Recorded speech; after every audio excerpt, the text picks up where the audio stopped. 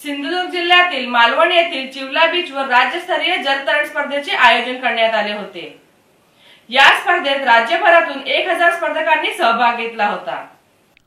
महाराष्ट्र राज्य हौशी जलतरण संघटना व सिंधुदुर्ग जिल्हा जलतरण संघटना यांच्या संयुक्त विद्यमाने मालवण चिवला बीच समुद्रात राज्यस्तरीय जलतरण स्पर्धेचे आयोजन करण्यात आले होते।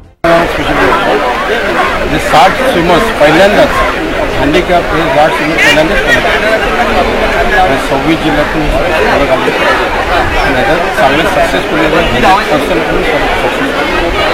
भाजपा नेते माधव भंडारी यांच्या हस्ते समुद्राला श्रीफळ अर्पण करून स्पर्धेला सुरुवात करण्यात आली। यावेळी तहसीलदार तथा आंतरराष्ट्रीय जलतरणपटू वीर धवल खाडे, नगराध्यक्ष महेश कांदळगावकर, सागरी तज्ञ डॉक्टर सारंग कुलकर्णी तसेच जलतरण संघटनेचे मिलिंद राणे, राजेंद्र पालकर, आबा देशमुख, किशोर वैद्य, युसुफ भाई, नील लब्दे आदी उपस्थित होते।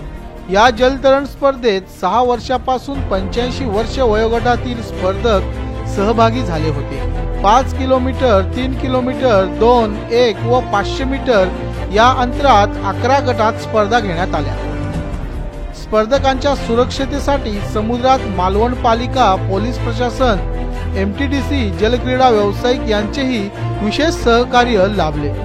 यावेळी राज्यभरातून 26 जिल्ह्यातून सुमारे 1000 स्पर्धक सहभागी झाले होते। त्यामुळे स्पर्धकांबरोबर आलेले नातेवाईक, मित्रपरिवारांमुळे चिवला बीच किनाऱ्यावर जत्रेचे स्वरूप प्राप्त झाले होते। या स्पर्धेत पुणे, नाशिक, नागपूर, ठाणे येथील स्पर्धकांनी बाजी मारली। 5 किलोमीटर मध्ये पुरुष गटात मयांक चापेकर याने यावर्षी बाजी मारत प्रथम क्रमांक पटकावला, तर महिलांमध्ये सांगलीच्या मुक्ता लांडगे हिने प्रथम क्रमांक पटकाविला।